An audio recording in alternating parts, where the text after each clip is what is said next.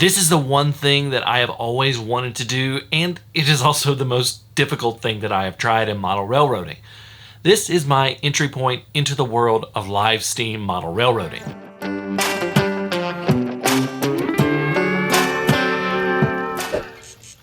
Now, I want to be clear about this video.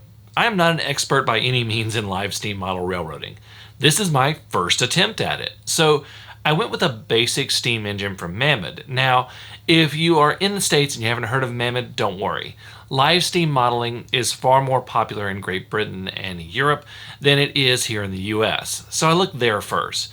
I came across Mammoth locomotives as an affordable entry point at under $400 US shipped because some of the live steam locomotives can get pricey.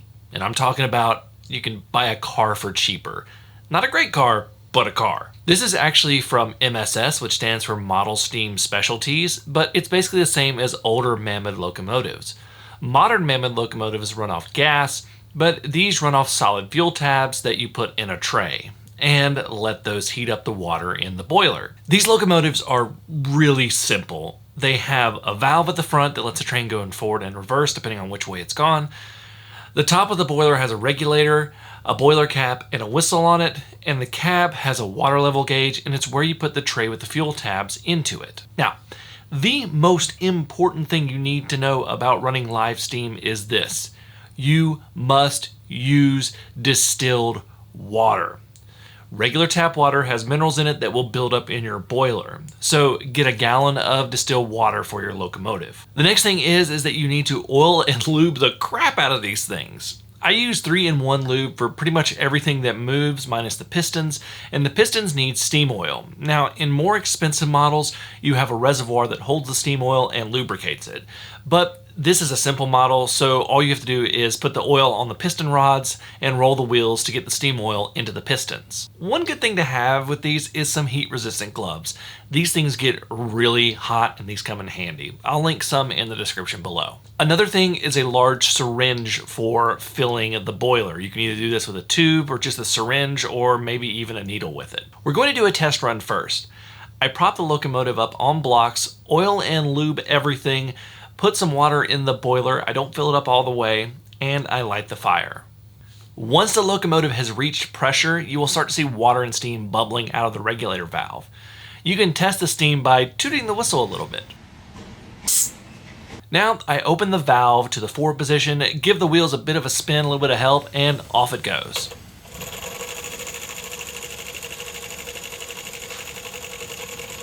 Okay, so I know how to work it, so let's get it on the tracks. I do the same process, but it takes a little bit more because it's pushing itself forward versus just the wheels spinning, and it was a bit of a learning curve to get this thing running right.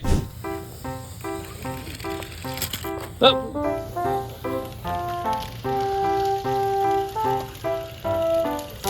Oh. I did finally get it running.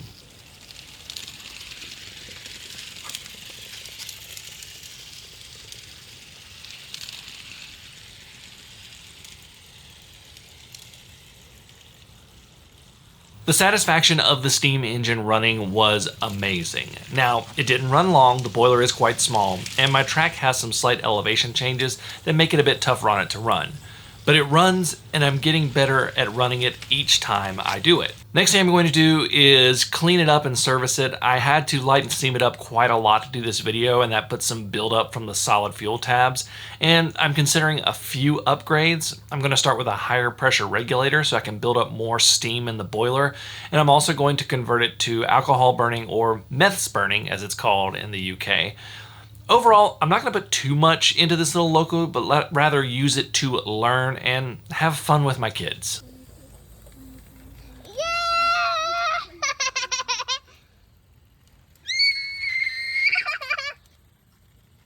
Now down the road, I may buy a proper modern Mammoth locomotive or even something like an AccuCraft Ruby, but right now I have a lot of other projects before that is a priority. The bottom line is that a live steam locomotive is an exercise in patience. They can be finicky, and you have to know your locomotive. Getting them running is very satisfying, but at the same time, I totally understand why railroads converted to diesel so quickly. This is a fun niche within the hobby, and I'm glad I tried it. I have the locomotive I purchased linked in the description below, and I'll link any of the other things that you saw used as well. Thank you all so much for watching. Until next time, I'm Jimmy from the DIY and Digital. Stay safe, be kind, and happy railroading.